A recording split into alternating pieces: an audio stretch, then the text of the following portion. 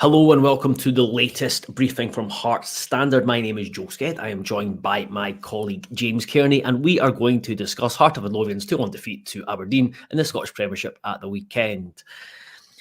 I've just watched the game. I wasn't at the game of the weekend. I was off this weekend, so James all fell into James, and James had to watch this game twice. I saw bits and bobs on Saturday, and then endured 90 minutes of watching the game back, and it was probably worse than I remembered from seeing bits and bobs on Saturday. So, James, where to start with this one? Well, why don't we start with the positives? Because the game did start well, because as I'm sure we're going to talk about, it was very much a game of two halves. Yep. I think anyone watching the game could agree with that.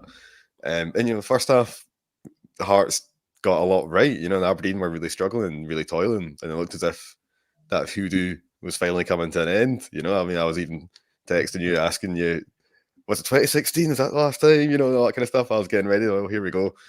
And obviously, it didn't finish that way. But so it was your fault, essentially. Where it went wrong. But in terms of what they got right, I thought that.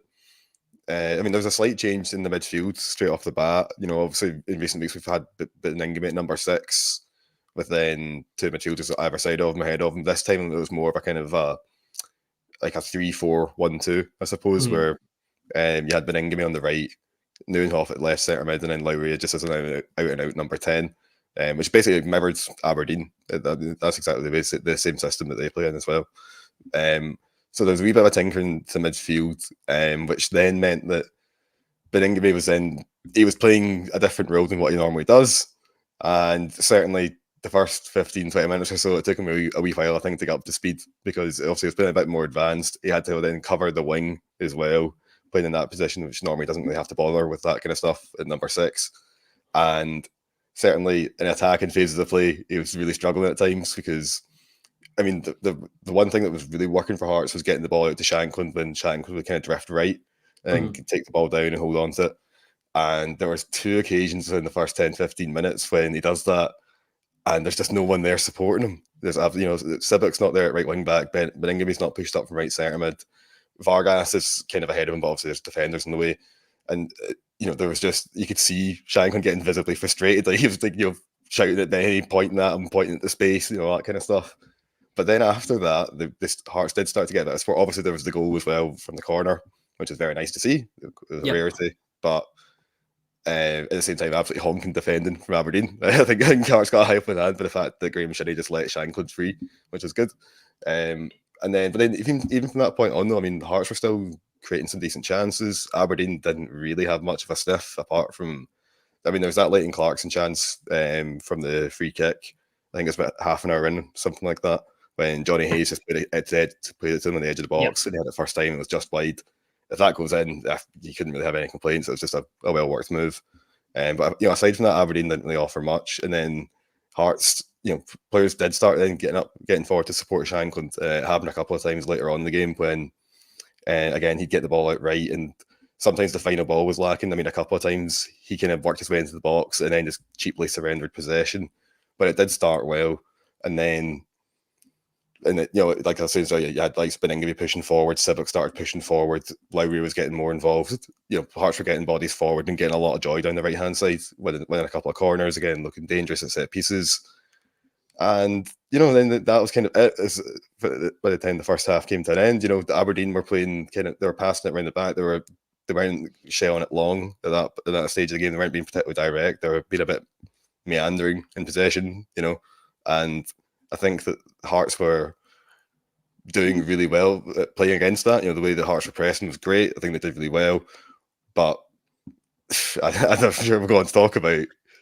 Then the second half came around and basically all that got chucked out the window. Yeah, I agree. So watching the first half, there was Aberdeen, aside from that chance with Clarkson, they didn't offer anything really in the final third, and Hearts were very, very comfortable. But at the same time, I still never really felt the Hearts were going to build on that lead. Watching in the first half, that you're right, worked it down, worked into good areas a couple of times. There were, like I said, got a good corner. There was one where Shankland got the ball into the edge of the box, if he played it slightly quicker, Vargas might be able to take a touch and shot.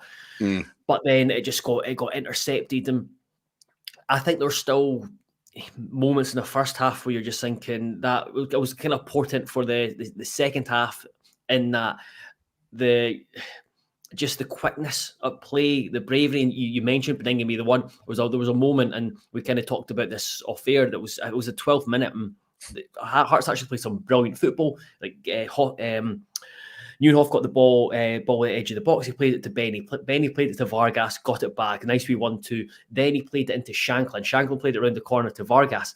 Vargas has got the ball, advancing at the Aberdeen half, and he's looking to his right-hand side, thinking, I can just pass it here, and we're getting overload down the line. But Beningame had already stopped before he even got to the halfway line, and it was just like, that was it. And he apologised after, but it's just that, it's that lack of Steven Naismith. And I know fans probably getting fed up with hearing about bravery on the ball, but it's not just bravery on the ball, it's just bravery full stop in terms of positioning, that you just, if there's an opportunity, go forward and try and take advantage of the space, take advantage of how the game is developing. But again, Benny just stopped, and it was just, everyone's a bit safe, and then it makes it so difficult for Hearts to then try and break teams down when the team are at times deep. And then it means that there's a lot of space to cover to get into the final third. And we've talked about before how so often when Hearts do get in the final third and balls are played in the box, there's actually not that many Hearts players in the box. But yeah, over the piece, the first half was good. It was kind of, it's what we've come to expect from Hearts at times, with the looking really solid out of possession, doing just enough in possession to get a lead, but then going into the second half, it wasn't built upon. And so what? Now moving into the second 45 minutes, what changed in your eyes that it went from being relatively comfortable without being kind of scintillating, exciting football to being up against it? Yeah, so I mean, you made a good point. That's something I meant to mention as well. The fact that, yeah, out of possession, like off the ball, Hearts were excellent in that first half against Aberdeen. You know, the way they pressed, particularly from the front, because Aberdeen were so reluctant to go long initially, then often ended up forcing them into a position where they kind of had to go long under pressure, and a lot of time Hearts just won the ball back, or it went straight out for a throw in or something like that. So, you know, that was definitely working. But then basically, I think what happened was the second half, Aberdeen came out and just said, right, we're going to play a lot more direct. You know, we're going to just get the ball forward quickly. Get, you know, if the centre half's just going to knock it up to, it's like Miovski or whoever else is up there at that point in time, and then we're just going to start playing like that and start playing the percentages, start, you know, getting into individual battles and just see what happens. And the big problem was that the Aberdeen players tended to win those kind of battles. You know, whether it be like, you know, the initial header of the ball, or, you know, maybe the second ball after it. But there seemed to be a bit of a gap, I felt, between the Hearts defence and the Hearts midfield, and Aberdeen were just constantly rushing players in to get that kind of second ball, and they just had so many bodies in there at times, and it just, yeah, I just felt like the tide had turned almost instantly. I mean, there was a point, I think it was only maybe 2 minutes into the second half, when one of the Aberdeen defenders hits it long up to Miovski, heads it out wide to Shinnie. Shinnie kind of carries it forward into the box, cuts it back to Miovski, and it's maybe a poor first touch, and then the shot kind of goes straight to Xander Clark. But it was an indication immediately of, oh right, okay, this is, you know, that's the best chance Aberdeen have made the entire game, and it happened within 2 minutes of this new change. So I think that it basically kind of caught Hearts' players out a lot of the time, particularly the midfielders and the attackers, when they would maybe go to press the ball and it would just immediately just get like hoofed over them. And then, as I say, yeah, sometimes Kent or Rose would like win their first header perhaps, but then that second ball, the ball would be loose, and there would just be all of a sudden a flood of Aberdeen bodies getting there. And I think we saw that, for instance, with the equaliser, when, you know, Aberdeen did commit a lot of men forward, and there was maybe, I mean, I think it was, I don't think it's unfair to say that Hearts defence switched off. You know, it was maybe a touch of fortune about Aberdeen's goal, but, you know, the way it just gets slid through to Miovski and then he finishes it, I think, you know, at that point it felt inevitable, you know, and that was only 7 minutes into the second half. But, you know, Aberdeen were really asking a lot of kind of difficult questions at Hearts, and Hearts didn't have much of a response. And that was the most frustrating thing, I think, was that after going down a goal, after the momentum had clearly swung the other way, Naismith made 4 changes to the team. Like you had 2 double subs, one about the hour mark, one about 10 minutes later, and they didn't really change anything at all. And that's the biggest concern for me, to be honest. Yeah, so I was going to come on and ask you about the subs in a second, but we'll probably take the 2 goals. We'll probably take them individually and discuss them. But the first one, both of them are messy in their own right, and it's strange because Hearts are largely very good defensively out possession and make it very difficult for teams to score until they don't.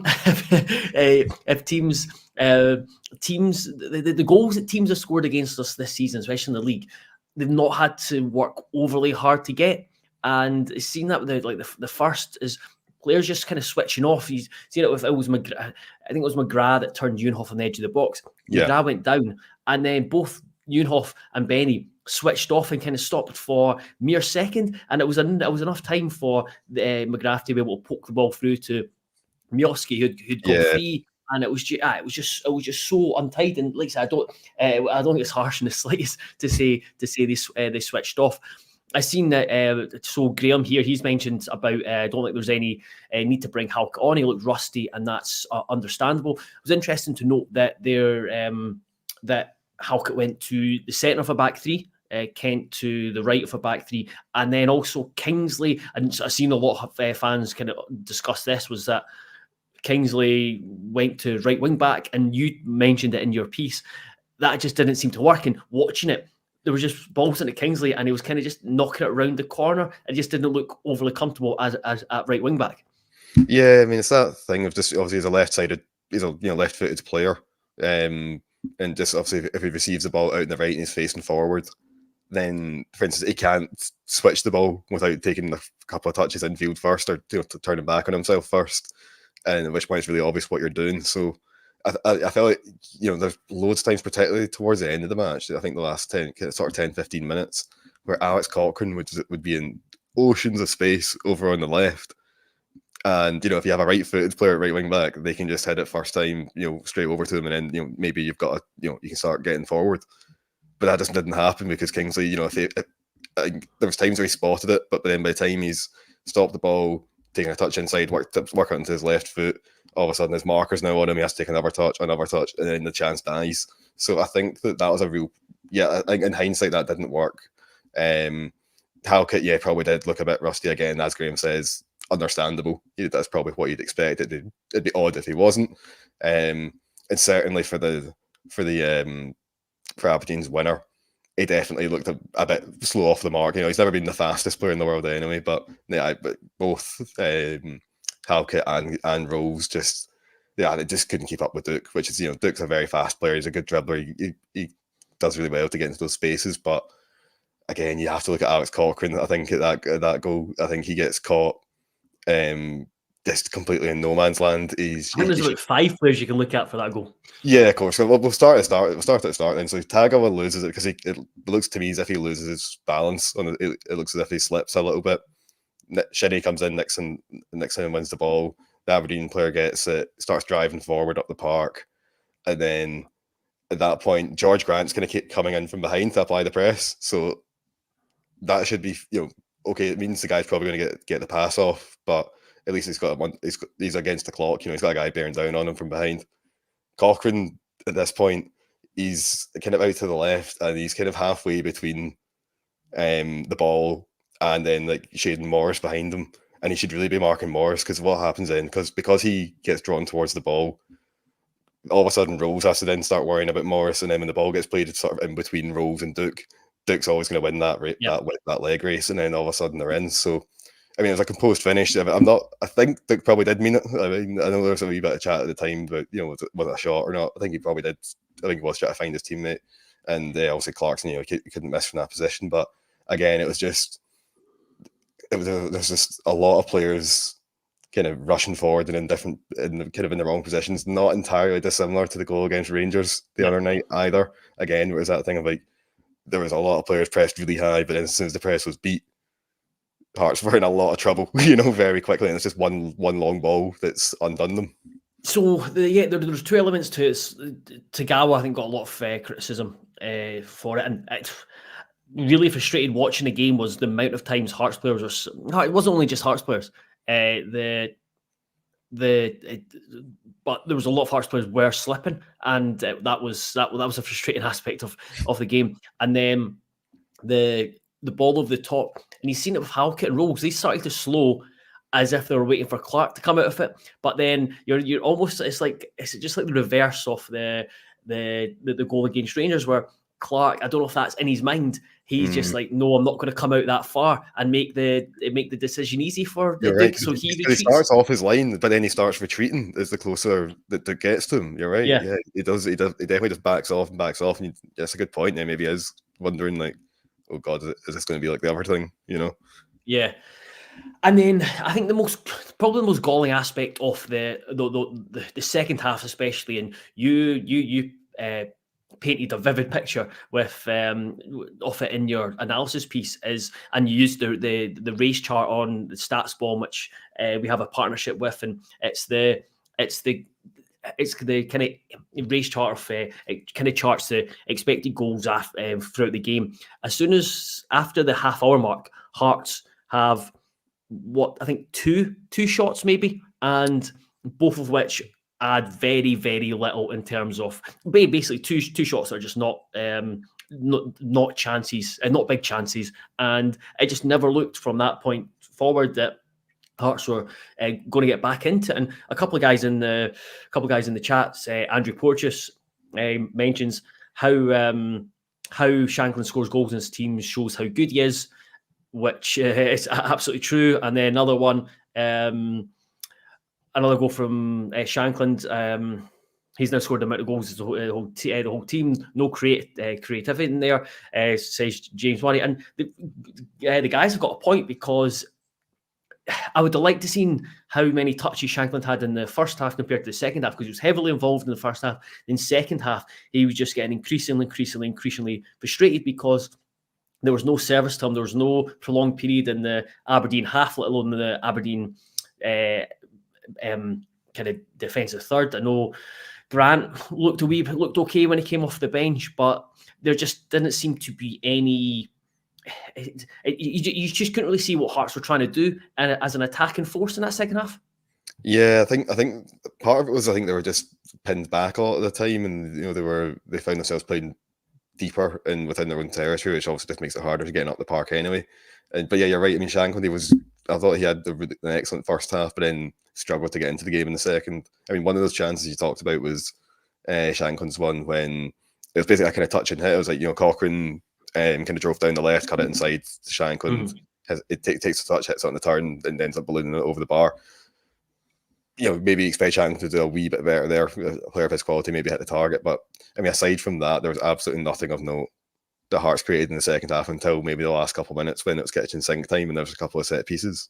Kellerus just wasn't tested at all, and that's really disappointing after the first half. Where, there weren't too many chances from open play, but there were still lots of good spells. There were lots of good attacks that were like one pass away from being an excellent chance on goal, or maybe it goes out for a corner and then you get the chance from the corner. So yeah, there wasn't too much open play, but there's enough like promising attacking play that you could go, all right, okay, you can see Hearts could possibly get another goal here. It just wasn't like that in the second half, though. I mean, the second half, there was just like you say, Shankland was totally starved of service. Tagawa, who we've both been pretty positive about, and we want to see him get more game time. I've got to be honest, I think that he lost the ball pretty much every time he got it. Yeah. I don't think he hit the ball very well at all, and that's obviously a problem. I think there was one point when he looked like he might be on the break, he might be away, and then when the Aberdeen players went down injured with a head knock, and then obviously the play got stopped, which that was unfortunate. But yeah, no, it was really disappointing because there didn't really seem to be any intent. There wasn't. Players weren't really getting forward. I think you're right. I think Grant did bring something to the team when he came on. I think he looked as if he was getting involved and could maybe do something. But I mean, it was just so much of it was just like just played in the middle of the park, the middle third. Like so little of the ball was actually played in Aberdeen's final third, and it felt as if as the game wore on, there was only ever going to be one team that won it, because Aberdeen were causing Hearts, I think, a fair few problems, where the Hearts had just stopped causing any problems whatsoever. Do you think you talked about the fact that Hearts were pinned back in the first half and it was struggling to get out, struggling to make creativity, made 2 double subs? Do you think in hindsight, and yes, it's easy playing Monday afternoon manager, in that was maybe better to go back to a back 4 and then you bring players on in wider roles? So, for example, you look at the players who didn't come off the bench, obviously Craig Gordon, Yutaro Oda, Alan Forrest and Barry Mackay. So 3 wide players who you think potentially you could have changed that formation, and rather than try and soldier on with that formation that's not really working, and mix it up and give Aberdeen something else to think about, rather than just changing players within the same person. Changing personnel within the same shape. Yeah, definitely. I think that's right. I mean, again, yeah, obviously this is with the benefit of hindsight, but I mean, it was apparent that what Hearts were doing wasn't working, and there was scope to do that. Even after the subs had been made, there was still one more that could have been made. You know, Naismith only used 4 out of the 5, so there was scope to still change things later on. And I think it's strange because he's normally quite proactive. I think Naismith, he's normally when things aren't going well, he's not afraid to change the shape and change things around. And I don't know why that didn't happen on this occasion, because it was just clear that it wasn't working. Like you say, the personnel were there to really, change to like a 4-2-3-1, or even the idea of maybe you don't bring Halkett on, maybe you just keep Kingsley and Kent where they were. Perhaps Denham goes to right wing back, perhaps Forrest goes to right wing back, maybe even Oda. So I think there were other options there, and I think that and it's easy to say now because obviously it didn't pan out, but I don't think the changes did work. I don't. I think it's hard to make a case that they made the team better, whereas Aberdeen's changes did. Duke came on, he was excellent. Shaden Morris came on, he looked really dangerous, and Aberdeen again as the game wore on, they looked as if they were getting better and better, whereas Hearts just didn't offer much. And you'd have I think it was worth rolling the dice, even at 1-1. I think at that point, it's worth rolling the dice because it was clear that it wasn't working, and I kind of felt the goal was inevitable. And obviously there was some stuff as well that Naismith said that was kind of doing the rounds again after the match, when it was just after he'd first been appointed. He talked about how he wants Hearts to play front foot football. He likes attacking football, not the kind of team that's going to hold on to a 1-0 or hold out for the draw and see what happens. And to be honest, it looks as if on Saturday that's exactly what happened. It looks as if Hearts were just holding on and just being like, right, we'll just see it through, get the point, and that that way we've got something to show for our efforts. But I think by doing that, Naismith was asking for trouble, and I think that when the winning goal does go in, I don't think anyone was surprised. I think it's important that we've been quite positive. The team won 4 games back to back. Again, I have to point out they didn't do it for a long time. That included a win against St John's side, who have looked a lot different, and at Rugby Park, which has been a very difficult place to go. Celtic lost there at the weekend, so big result. But at the same time, it's important to also when the team on the flip side haven't been great. So against Rangers, competitive, but without looking that great. And then on Saturday there, getting in a really good position and then not getting the 3 points. The third time that's happened against a league rival where the team have got themselves in a really good position and either not built on it or blown or shipped 2 goals in very quick succession. And I think when results like that happen, fans are rightly going to look and point to the style of play and what was said about the team and the identity of the team and what the fans should expect. And what was said at the start of the season is not what they're seeing now. Naismith, I'm sure, also said earlier in the season that he should see this kind of the Hearts team that he wants to have. You see the best of them in December, and again, it's let's just face it, Hearts are not a fun team to watch at all. Not at the moment, no. And I think I said I wrote this in a piece for the website the other day, but the marketing material, it doesn't match up with the reality at the moment in terms of Naismith is sold the fans on this free flowing attacking in your face aggressive football, and that's not been what they've been getting. But that's a lot easier to forgive when the team's winning.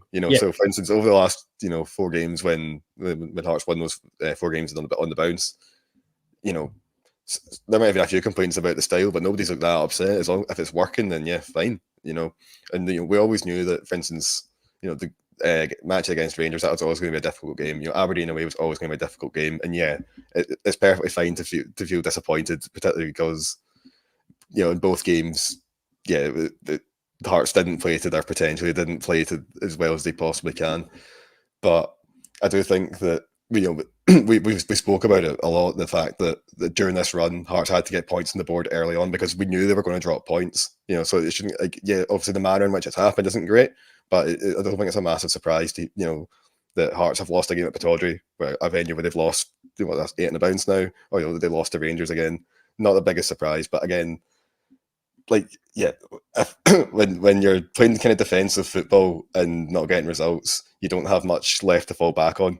Because fans can tolerate it as long as you get results. I mean, I look at for instance, Derek McInnes at Aberdeen for all those years where there was grumbles about the play style, particularly towards the end, but it was still getting results, so people couldn't go, all right, fine. But then as soon as the results go, you've got nothing left to fall back on. You kind of go, but we're playing entertaining football. Or at least there's this, at least there's that. If people just go, Joe, it's boring and we're losing, and that's not good enough. Whereas if you're kind of boring but winning, most fans can make their peace with that. And now, especially you look at the table, it's just in a space of a week, it's just completely changed. The context completely changed. You've gone from winning 4 on the bounce to losing 2, and that's the nature of the league. But dropped down to 6th in the table, and I mean Celtic have had their struggles, but again, it's just with the way Hearts are playing and the record at Celtic Park, it's hard to envisage this team going there and beating Celtic and ending that long hoodoo of not winning at Celtic Park. So then, realistically, you're looking at 3 defeats on the bounce, and something we'll come on to talk about on Wednesday, looking ahead to the AGM on Thursday, AGM and the club AGM and the foundation AGM. It's completely changed the dynamic of that as well, because a couple of weeks, like a week ago, you're thinking, oh, there's going to be a relatively positive going into that, despite the grumbles early in the season, but it's flipped again, and there's just going from positivity to kind of negativity, and it's not a great position to be in, to kind of just jumping from one extreme to the other. No, but football fans are fickle. We all are. We know that, and that's kind of it's part of the game. Like you say, a week ago, Naismith was manager of the month, Shanklin was player of the month, and it was all going great. Up to 3rd, and now it's here we are. 1 week later, and it's not as if it's all just gone terrible and that's it and it's all over. Of course not. It's a bad. It's 2 defeats in the bounce. It's not good, particularly the nature of them. It's disappointing, but it's not. While fans are obviously absolutely entitled to be upset and annoyed about it, I don't think it's the time to start going like, well, the whole thing's the whole project's a failure. We need to rip it up and start again. I don't think it's quite got that stage yet either. So no, I think it'll take. It's bruising, and like you say, the agendas at AGMs and things like that, they are kind of set by what happens in the last week or 2. That's the way it tends to be. But the important thing to remember is there's absolutely nothing between the 6th and 3rd at the moment. It's a fag paper between them. If it was 2 points, I think at the moment, 1 point, and there's even then a lot of them are tied on goal difference, where the goal difference is like 1. Like Kelly are ahead by 1 goal at the moment. Yeah, so I mean, this will change dramatically week to week. For the next up until the winter break, there's every round of matches. Teams will jump up and down a few places. That's just the reality of it. So because you look at it, so there's 2 points between Hearts and 6th and St Mirren in 3rd. Hearts have got a game in hand over Killie, Hibs and St Mirren, but at the same time, speaking with very much a Hearts, my Hearts fan hat on, is like, it's been a massive opportunity missed that Hearts have lost as many games as they won this season, and they've dropped 8 points from winning positions against Hibs, Rangers, and Aberdeen, and dropped points early in the season in games which the team have now started to win. And you're just thinking, just the nature of the league, Hearts could have been way out in front in third place, rather than in this kind of twister-like division where you're just getting bunted around here, there, and everywhere, and won a couple of good results and you're flying, and then a couple of bad results you're flying. So it's not really, rather than having put ourselves in a position where like we can go on a bad run and still be healthy in third. Now it's like, right, after a couple of defeats, you need to get back to winning ways. Yeah, no, I think that's probably right. And like you said as well, with Celtic next up at Parkhead, it's hard to see Hearts getting that win there. I mean, you never know, obviously, but a point's not beyond realms. But we know it's going to be a very difficult game. It's the hardest venue to go to in Scotland. They've not lost a home game there in donkeys. It's going to be very difficult. Then also, Hearts were the team that absolutely destroyed the Brendan Rodgers Invincibles as well. So who knows? These things do happen. But yeah, you're right. I mean, there will need to be a response. And okay, Celtic's Park's maybe not the most realistic venue to get that response. But then you look ahead to the 2 games after that: St Mirren at Tynecastle, then obviously the derby. 2 wins in those games, and all of a sudden it looks I'll bet it looks a very different picture. So again, like, these things it can change on a dime. It can change so quickly. I mean, at half time on Saturday, Hearts were on track to be 13 points clear of Aberdeen. Now it's cut down to 7. Fine, but if they got that result, obviously it's huge. So yeah, I mean the league table, the nature of the league this season in particular is there's not a lot between quite a few of the teams, and I think there is an opportunity there that still for if Hearts can string a few wins together and find a bit of consistency and a bit of form, they can. I think the opportunity is there to kind of pull away and get third and cement it. But as I say, I think particularly up until the winter break anyway, the next 3, 4, 5 games, it's going to be teams will be moving up and down dramatically week to week, game by game.